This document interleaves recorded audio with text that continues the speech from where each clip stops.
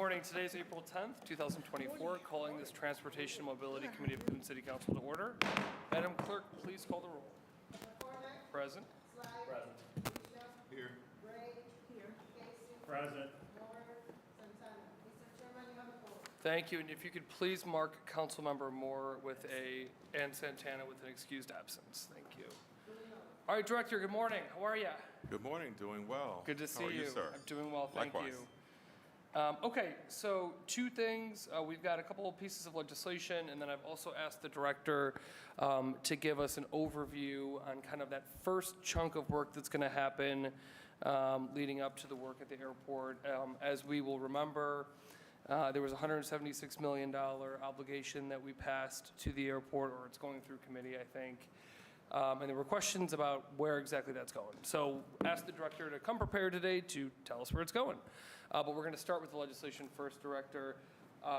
And the other thing, if you could, after legislation, just give us a brief on the incident that happened with the small aircraft and what we know and what we can share at this time for the committee. But overall, thank you and your team. I know you guys, I'm sure, were under a ton of pressure this past week with everything going on. So I can't imagine a worse time for that to happen. But I'm sure, say on behalf of the committee, we're thankful for everybody on your team that made sure people got in and out of the city or returned to the city or whatever it might be safely. So just wanted to thank you and your team. Thank you, sir. There's probably a lot of people that don't get recognized on your team that worked really hard and put in overtime and all that kind of stuff. So.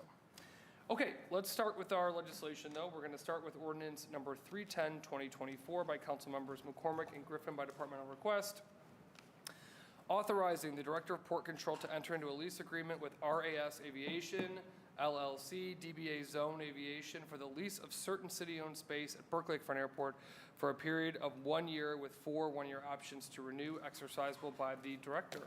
Director. Yes, good morning, everyone. Glad to see you all today.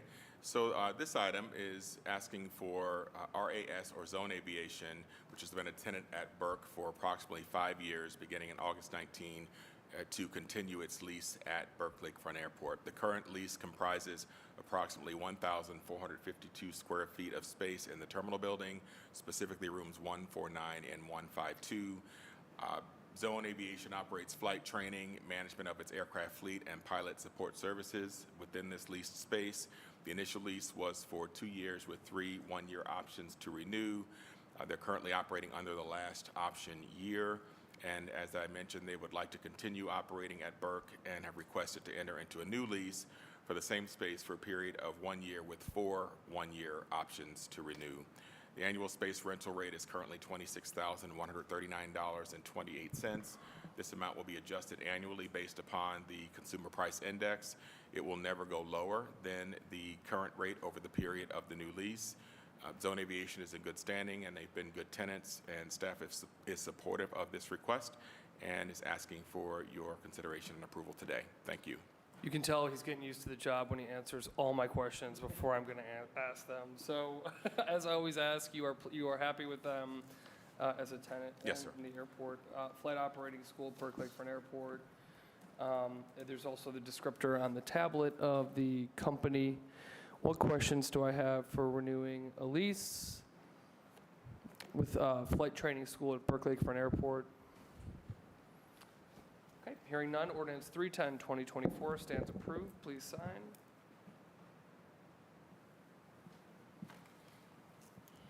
Ordinance 327, 2024 is amended by Council Members McCormick and Griffin by departmental request. An emergency ordinance to amend Section 9 of Ordinance 692, 2021, passed October 11, 2021, relating to contracts and licenses necessary for ongoing mandatory environmental compliance for the Department of Port Control, and this is as amended. Go ahead, Director, 327. Thank you. This morning we will ask, or I will ask, Dennis Kramer, a member of my senior management team, to present this item. Mr. Kramer? Mr. Chairman, members of the committee, this particular piece, it is a piece of legislation that currently exists. We have ongoing environmental compliance needs for on-call environmental services, and so we're moving towards a new contract for that, and we need to amend the piece of legislation that we have to broaden the scope a bit. We're adding some language that includes some words, analytical and regulatory is the main add there for the scope, to assure that the company that we hire has, the full range of services that we need for all of our environmental services at the airport. In addition, there's also been new funding sources that have come available for this particular effort, some of that which will support the upcoming Terminal Modernization Development Program. So also part of the amendment will be to add funding sources to the legislation as well. So for this, we seek your approval. All right. I'm just reading through these amendments.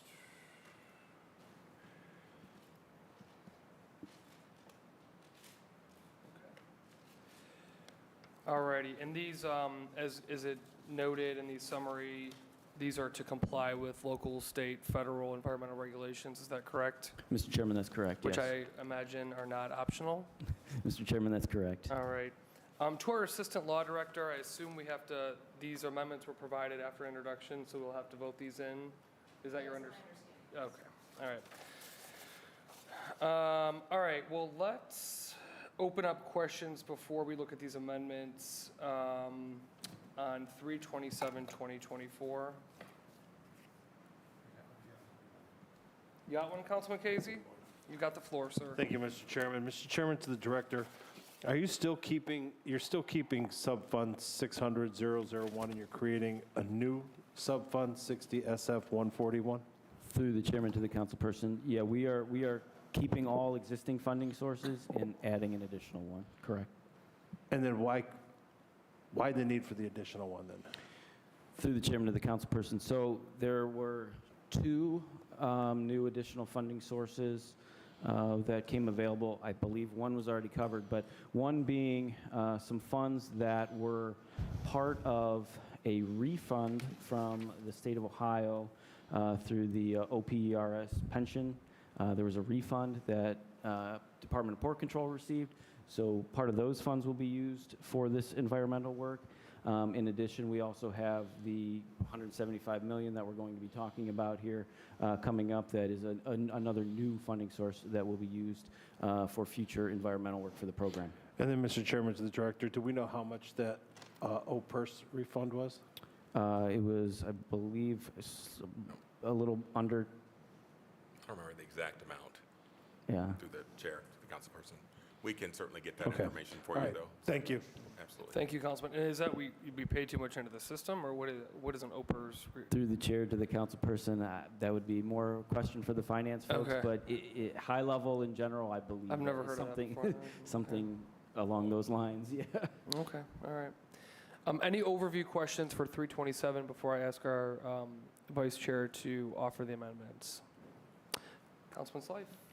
All right, so there is no legal objection to this legislation if amended as follows. So I move to amend the legislation by number 1 in the title, line 2, strike section, and insert sections 2 and 9.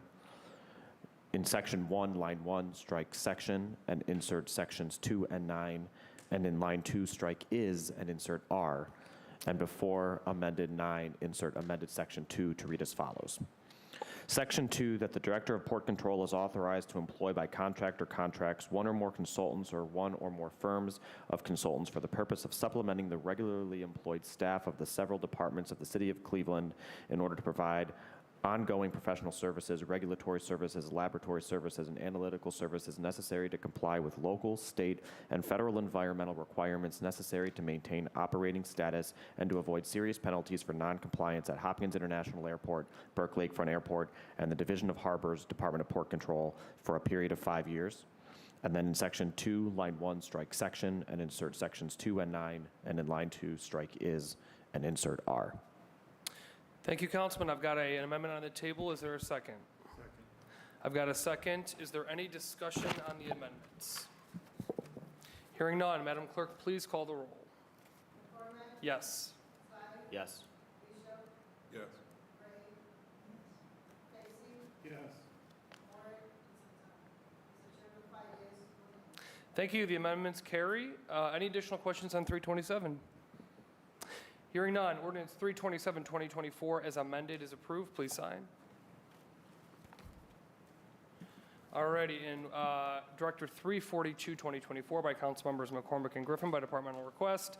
An emergency ordinance authorizing the Director of Port Control to enter into one or more requirement contracts without competitive bidding with Runway Safe, Inc. for proprietary services of labor, training, materials needed to inspect, maintain, and repair the engineered materials arresting system for the Department of Port Control for a period of 4 years. Director. As Mr. Chair, members of the committee, I will once again ask Dennis Kramer of my senior management team to present this item. Thank you. Mr. Kramer? Mr. Chairman, members of the committee, this particular piece, we are proposing to enter into a direct award contract with this company, Runway Safe, Inc. They do provide proprietary services. There is no other company out there that performs these type of services for some infrastructure that we have at the airport. It's referred to as EMAS, an Engineered Material Arresting System. And we have this particular infrastructure located at both ends of runway 1028 at the airport. And what, God forbid, a situation arises where a plane goes off the end of the runway. This is the plane cushions. Exactly. Correct. If a plane were to go off the end of the runway in either direction, then this system, what it does is slows the plane and stops it from continuing to roll. It arrests the plane. And so our system that we have out there now is approximately 13 years old. It does require ongoing maintenance and repair to assure that the quality of it is maintained. And so we are proposing to enter into this contract to do inspections and testing and maintenance and repair on the system for a period of next 4 years. It is a requirement of us per our FAA Part 139 compliance to maintain this system and have this system in place. And so we are proposing this particular contract and this particular company to assist us in maintaining that system. So for this, recommend approval. Alrighty, thank you so much. I remember this coming up a few years back. So heaven forbid we never have to use them, but if we do, I bet everyone on that plane is appreciative that they're there if that ever happens. Okay, the anticipated cost of this contract is just under $220,000. Is that an annual cost, sir, or is that over the period of the contract? Mr. Chairman, that is for the 4 years. For the That is- 4 years That is total. not a per year number. Okay. And this company, where are they based? I believe New Jersey. New Jersey. Okay. Yeah, New Jersey. And is this the company that we've worked with historically or on these systems? I'll have to get back to you on that. We've done a lot of the maintenance of this system ourselves. Okay. In the past, and I believe we probably have purchased materials from this company in the past. I don't know if we've hired them for the actual physical labor, though. Okay. Okay. What questions do we have on the engineered material arresting systems, better known as plane cushions, at the airport? Hearing none, ordinance 342, 2024 is approved. Please sign. Okay, that concludes the legislative section of this committee.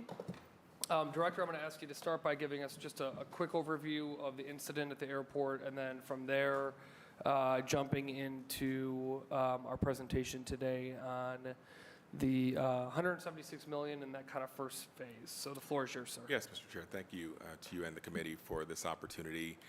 As you all are aware, on last Saturday evening, there was an aircraft accident at Cleveland Hopkins, approximately 6 p.m. It's a small single-engine aircraft, a Beech A-36, which was carrying 2 passengers, the pilot and 1 passenger, husband and wife. They came in for a landing. The aircraft bounced, so it touched the runway, it left the runway, it came back down sort of on its nose gear, and that is what then led to the crash landing. There was a swift response, as is required and expected, and ultimately we were happy to learn that there were no serious injuries. The wife did not sustain injuries. There were minor injuries, I believe, with the pilot, and he was then transported to a local hospital. The airport was closed for about an hour, and that is just to allow for gathering information, understanding the full situation, and that the airfield is safe to reopen to aircraft. And so that did occur just after 7 p.m. There was a short amount or list of diversions, a couple of delayed flights that would have been departing Cleveland within that period of time. But obviously that was not possible while the airport was closed. As soon as the airport reopened, then flight activity resumed. And things ultimately, I'd say by the end of the night, were pretty much back to normal in terms of those late departures and those diverted aircraft getting into Cleveland ultimately. Thank you. I appreciate that, Director. And obviously your team did a great job from emergency services and beyond of getting that cleaned up. The only kind of larger question I have on that, is there a thought around when a small plane like that is coming to Cleveland, them coming into Hopkins versus Burke? I mean, it seems, I don't know what they were coming to Cleveland for, but would Burke have been an available option to them? Tell me more about how that's decided. Certainly, Mr. Chair. Ultimately, that's decided by the pilot in command as to where he or she would like to land. Either airport is fully available for those services, and we also do have the types of businesses called fixed base operators, or FBOs, at both airports that handle private aircraft operations. So that is available at Hopkins, and we don't know exactly why the choice was to come into Hopkins, but that was what was decided at that time. And yes, I'm very pleased with the response overall. The various members of my team, the aircraft rescue firefighting, the operations, all of the departments that played a role, law enforcement. And so again, thankfully at the end of this, there were no serious injuries. And it was a very brief period of time that aircraft or airport operations were impacted. Thank you. And yeah, obviously, flight delays are annoying, but human health and well-being is obviously the most important thing. So I'm glad to hear that no one was seriously injured or impacted. That's very good news. So, yes, sir. And we also did ensure, I failed to mention communications. We also were in communication with city communications as well as my communications team, and we made sure that we were putting information out through social media channels so that people were aware as quickly and as often as possible, providing updates on what was happening at the airport. Okay. And then once the airport was reopened, we also did make that known to the public. Thank you. Before we go into the presentation, any questions from the committee on the incident on Saturday? Hearing none. Director, let's roll into your presentation, please. Okay, sure. Let's see here. So we are going to talk just a bit about what's happening at the airport as far as the business activity at Hopkins and what is leading up to some very exciting work that we are looking forward to undertaking at Hopkins over the next several years. So I can say that passenger traffic is incredibly strong. We ended 2023 at about 98.5% of the 2019 levels, which is the last full year of aircraft, or rather of activity prior to the pandemic. So the months of September, October, and November actually exceeded the same month in 2019. Then we began 2024 also very strong, with both January and February being ahead of the 2019 months as well. So things are going quite well so far in 2024. We don't yet have the March statistics, but we do expect that they will be quite good, as we did see many strong days, the combination of spring break and that happening across the span of the entire month. Easter happened in the month of March this year instead of April last year. And then, of course, we did also have the NCAA Women's Final Four tournament here in Cleveland this past weekend. And then, of course, the big event in the sky with the solar eclipse. So all of those things happening have led to a lot of activity, a lot of demand for air travel at Hopkins. So things are going well. We did have live entertainment in the terminal facility. We also, that was sponsored some of the days by Destination Cleveland and other days by Port Control itself. So it's very well received, lively atmosphere. And we'll It was good to recognize see. Councilman Conwell, that's been his baby to get that entertainment in the airport. So. Absolutely, absolutely. So before I touch here on what's on the screen to your right, we're well into our restroom refresh project, and the first set of restrooms is projected to reopen at the end of the month. That is the set in the food court at the beginning of Concourse C. Then there are 4 additional sets of restrooms that will follow. All 3 sets in Concourse C, and then also the set of restrooms directly across from the north checkpoint at the beginning of Concourse A. So that project is progressing, and things are going well there. It should conclude in early spring of next year. And Director, if we can Yes, pause sir. on that. So is that a total gut rehab of those? Tell me just briefly what that is, that work. So, and Mr. Kramer may be able to elaborate further, but ultimately it is all of the fixtures, so the flooring, the walls, replacing all of that, the lighting, so everything that you see. It will not be a physically larger space because that's a lot more involved, both in time and in money.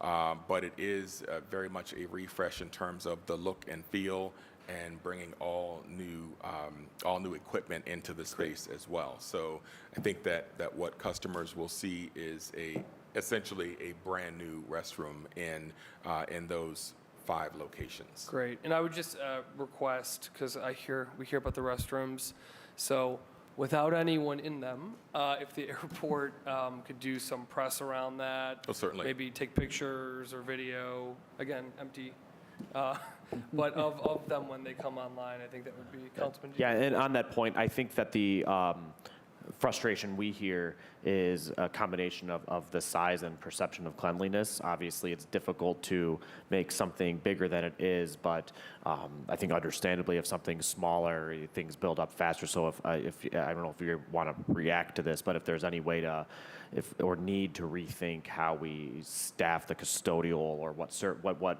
resources we're putting towards custodial, just to keep up. You know, like a plane lets out, everyone walks into the nearest restroom, and it seems like by the time everyone's done, like you just lost all progress. So I know in other airports you see attendance and things like that. I don't know what our ability to provide that service quality is, but I hear it just as much about cleanliness as size. Certainly, yes. Through the chair to the councilperson, agreed. It's not a science.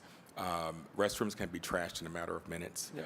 and we don't have enough people where we can staff someone at each of the 20 some odd locations across the building, across the 24 hours of the day. We are working to amend how we approach the maintaining of the restrooms. For sure, we're at the highest level of staffing within our custodial team that we have had in many years, if ever.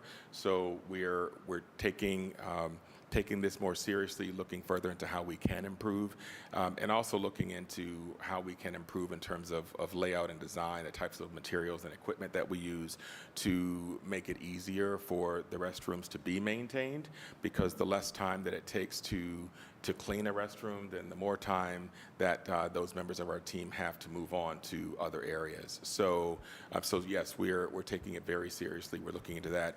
And certainly as part of the Terminal Modernization Development Program, we will have much more spacious restrooms, and they will be even more, I would say, technologically or technology forward, if you will, and looking to incorporate all of the elements that are possible to make for the best experience, and also to make them as easy as possible for the sake of efficiency. We love low maintenance. Yeah, Yep. Yes, sir, a little bit. of I think you course. touched on it a little bit, but it was a very key component of this project to choose materials and types of fixtures and types of equipment that goes in there to make it more efficient and easier for the custodial team to clean, just making their whole operation more efficient. And it was a very key component of this project and choosing materials and things that go into the restroom. Yeah. Thank you. Councilman Slife on restrooms. Not on restrooms, but on this slide. Do you want me to hold it, or do you want? No, we can do it while we're here. Go ahead. I guess looking back through the city airport employees, I believe in 2020, I am seeing a little bit of discrepancy between the budget and the number, so I'm assuming that there are people working at the airport that are city employees that are not in the port control budget, perhaps, like that safety, things like that. But I'm wondering, since our passenger count is getting back towards 2019, is there discussion of our ability to increase the budgeted headcount to get kind of back towards 2019? We will be looking as we go forward to continue to adjust in areas where we need additional staffing. And certainly as we see additional passenger activity coming through the building, that's one of the areas where I would say we will need additional resources. So yes, you will likely see that going forward in the years to come, because we do need to make adjustments as needed to ensure we have the resources through staffing that are necessary to accommodate the increased activity levels. Yes, sir. Okay, please Okay, proceed. okay, great. So just taking a look at the slide here to your right, you may have it on your screen as well at your seats. Looking across the last 5 years, I already spoke on the passenger activity that we're almost back to the 2019 levels. And in fact, we have seen in the first 2 months of this year that we have surpassed the like months from 2019. So we're expecting that to continue. We still are maintaining 12 passenger airlines, same number of cargo carriers. Employees are roughly 420, so yes, a little bit lower than what we had in 2019. But again, we're sort of taking a look at our operation and making the adjustments when and where needed.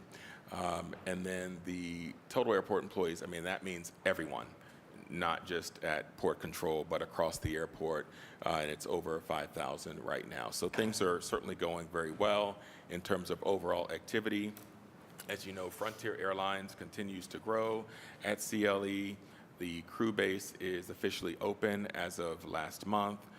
We hear that hiring has been going well. There have also been some staff that have chosen to relocate from other stations to Cleveland, particularly in the area of pilots and flight attendants.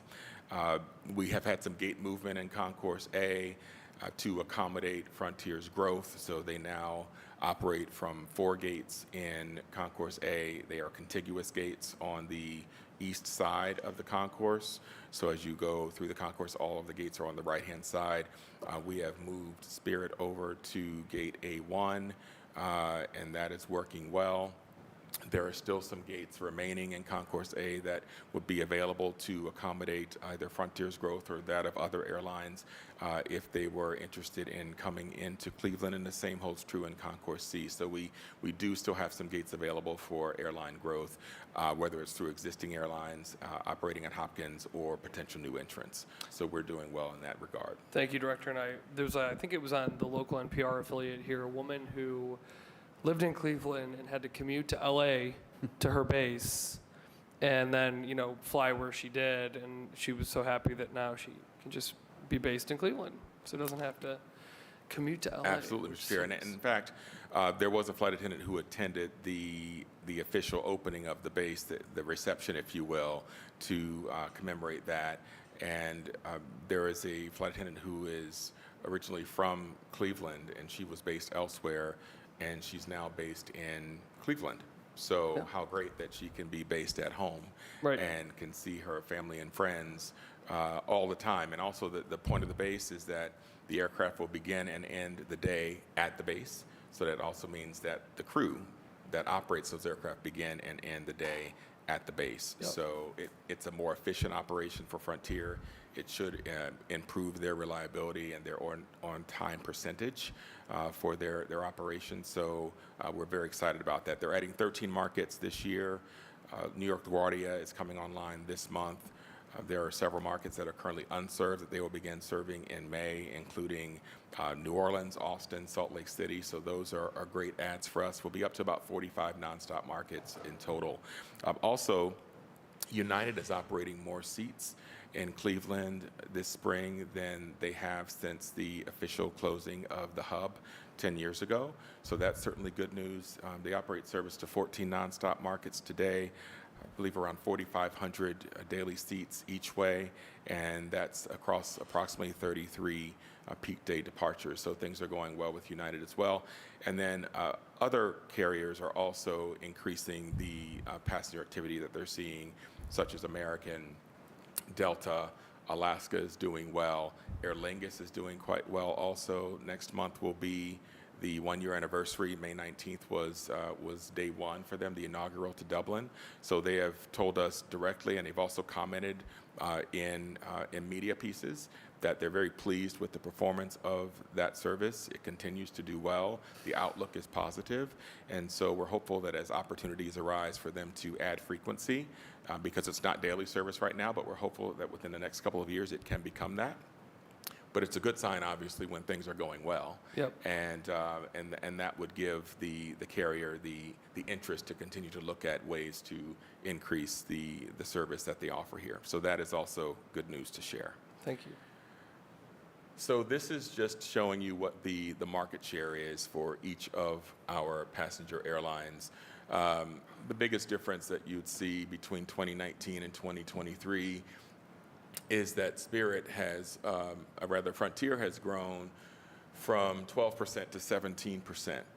United is a steady 25% across all three of those pie charts, but Frontier has shown the most of the growth there.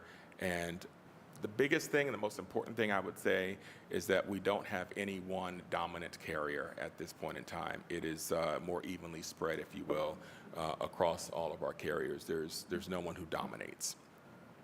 On the next slide, this is simply to indicate across the last 10 years, and this is the entire air travel market, Northeast Ohio, including Akron, Canton, Youngstown, and Hopkins.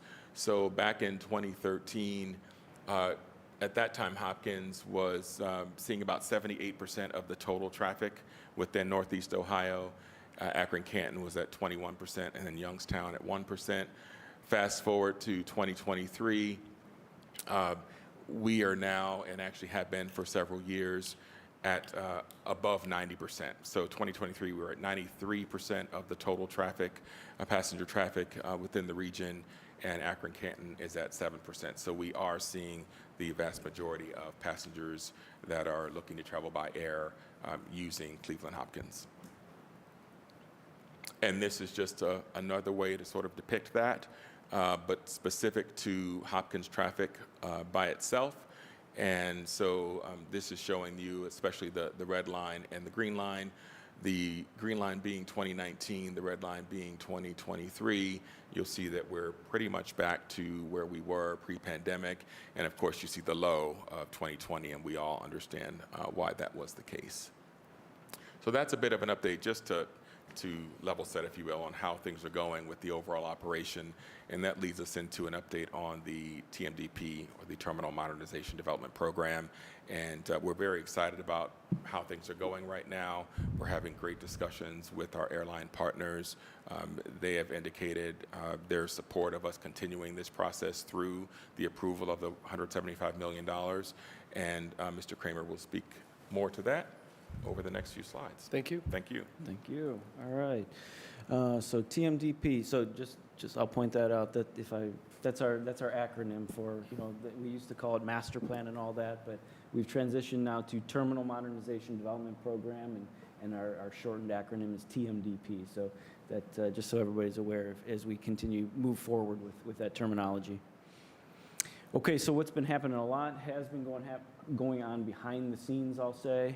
So in the fall, we brought on our executive program management consultant, a company by the name of Pasley Group. They have a lot of experience throughout the country with large terminal modernization programs. So we've been working a lot with them over the last several months with, and kind of their scope, it's a high-level kind of executive program scope is delivery strategy for the program, project controls, administrative practices, stakeholder management and communications, organization and management strategy, and they're also under their, they also have a sub-consultant as part of their team, Corgan Architecture is the name of the firm, and they are responsible for the vision master architecture of the program, and will eventually here get into the preliminary design for us as well. Corgan, another well-respected architecture firm throughout the country for airport terminal work. So those are kind of the high-level things that, and we've been working with Pasley in all of these different categories over the last several months to prepare for the implementation of the program, really get us ready to be able to deliver the program. So that's what's been going on. This is kind of more current day. You know, I think we've previously reported to this body that we've been having ongoing discussions with our airline partners about a new master lease and financing for the overall program. So that work has been continuing and will continue here into the future. But a major happening, I'll say, that took place, I believe it was in February it was finalized, but our airline partners approved the first $175 million for the program, which to us we were very excited about because it truly shows their commitment to investing in Cleveland and this terminal modernization development program. They are willing to, you know, sign on the dotted line for that large chunk to continue work on the program. And so what that $175 million is slated for right now is to continue the work that we have going on with Pasley and the program management and preparing for everything. Program definition and phasing. This is where really what they're doing is in this effort is taking our master plan that we had, and you know, master plan is a very high level plan, so they're not taking that and drilling down into the actual phasing and the actual work that will need to be done at a more granular level. And so that's what the program definition and phasing work is. Environmental planning, obviously, several environmental steps we need to take for any kind of large infrastructure projects. And so that work will fall under this umbrella as well. We'll bring on a program manager. So this is that next level of consulting, that next level of management for the program, a program management consultant. And then a handful of landside enabling projects. This in particular is adding some parking on the campus where some other parking will be displaced during the program. Design, we'll really get into some heavy design here with this chunk of funding. We'll start getting into some building demolitions to clear some space for things that need to happen, and then a handful of airline support facilities as well that are needed as part of the long-term, layout of our campus. And then finally, what's coming up? Again, continued airline lease and financing discussions. Some of the enabling work that I talked about in the last slide. We're going to begin procurement for those. The idea is, try to get some of those procured over the course of this year and really kick off that work by later in the year. Continued program preparations with Pasley and everything that we have working with them that I previously described. And then a lot of this year, we're going to be spending a good amount of time with outreach and continued communications and collaborations with all the stakeholders, including the communities around. And so you can see listed there a handful of events that we have currently scheduled. There'll be more added to this list. Actually, yesterday we spoke at the Greater Cleveland Partnership Cube Symposium as another outreach event to discuss the upcoming program, and so people are informed of what's happening and what's coming up. So these couple are the ones that are on the calendar at the moment, and then there's a handful in the works that will soon be added to the calendar. And so a lot of program outreach and collaboration this coming year as well. And that's all I have. Thank you, Dennis. And we also will be working on creating a website that will that's fine. That will be accessed through the airport's website, but it will be dedicated to the TMDP. So it will be continuously updated with the latest information, so it will be able to be used as that for people who want to know the latest, what's happening, what has happened, what's coming up next. So that will be a good source for that, and when we do roll that out, we'll make sure that it's made very public so everyone is aware. We expect for that to be likely sometime this summer. Okay, thank you so much for Certainly, that. certainly, Chairman. All right, appreciate this overview of kind of where we are today. One thing just off the bat, and do we have Buku in here? Yes. Hey she's- If we could make sure when we start to have discussions about procurement and hiring and those types of things, that we work with council. So if council members have events in their community or have ideas Certainly. on procurement or employment throughout our neighborhoods, that those are available and accessible to folks. Absolutely. Mr. Chairman. And so I don't know, whenever that time is right for that, if we could make sure that we get information out to members that says, hey, here are the ways that if you have folks you know, or if you have companies that you know that would like to apply or be considered, here's how you plug in. So I think that's going to be really important as we move forward. I know, and I was talking with our Chair of Development, Councilman Hairston, on this as well. So really making sure as we go through this process that council members are equipped with that information. So Absolutely, sir. just so teeing that up with our staff lead here as well, to make sure that when those opportunities are available or when they're coming up, we can distribute it to our folks. Certainly, Mr. Chairman. And also, we'll expect to come back a couple more times this year with further updates so Great. that we can let you know, similar to the way that we will be sharing information on that yet-to-be-launched website, what has happened since from today until the next time we're back before you, what is coming up, just to make sure that that you know the latest and you're able to ask questions and we can provide you with more timely information. So that's something we look to do on a regular basis going forward. Great. And the under building demolitions, I assume that's the hotel as well. That- The yes, sir, biggest Mr. Chair. fish, yeah. I meant to mention that. Thank you, sir. So When does she that- come down? Well, we should be moving on that by end of summer. Okay. So that is the plan. So the view will be more clear in a few months' time as you round that corner entering the airport. And then certainly by the end of the year, we expect the structure to be down and for the site to be cleared. For parking, is that right? At this point, we're looking at the potential to use that site for surface parking Right. for passengers. Which is, one of the things that we hear about too. Yes. So that's going to be good to have additional availability. Absolutely. I was told this morning that the demolition procurement will be advertised today. Oh, great. Great news. Great timing. Okay, opening up to the committee, questions, comments. I'll start with my vice chair, Councilman Slife, and then I've got Bishop.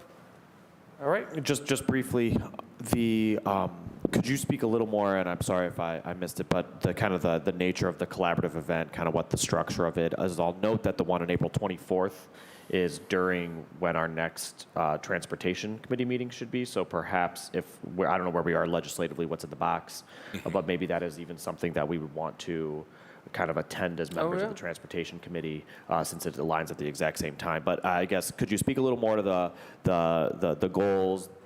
Because I'm also wondering if we should find time maybe to have something like in the evening at Gunning Rec Center, especially since residents of Ward 16 and 17 living near the airport, kind of being the neighbors, I know are very interested in trying to understand what, if any, and in all likelihood, very few, disruptions they'd have to their life, flight patterns, things like that.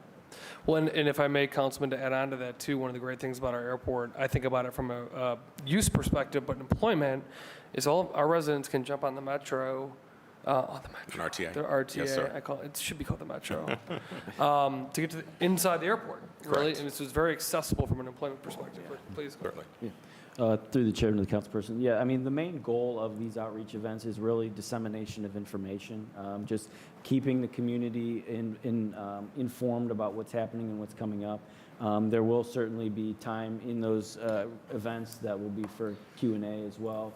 So just people are informed. That is the main purpose of the goals is information output. And so we've also, part of these events, we have engaged our City of Cleveland's Department of OEO. They're involved in it as well. They'll be presenting some information from their end. And then also we've partnered with RTA on these events as well. Because they have a lot going on, and they are also involved in, certification of OEO consultants and contractors, and so we've involved them to participate in these events as well. And so through the chair to the councilperson, so as we know more, we can share more, so they'll be progressive, if you will. And this certainly will not constitute or represent the extent of the outreach we'll be doing, but just to express that in the next 60 days or so, there will be several opportunities. So that is really simply to demonstrate that there will be many of those types of events coming up.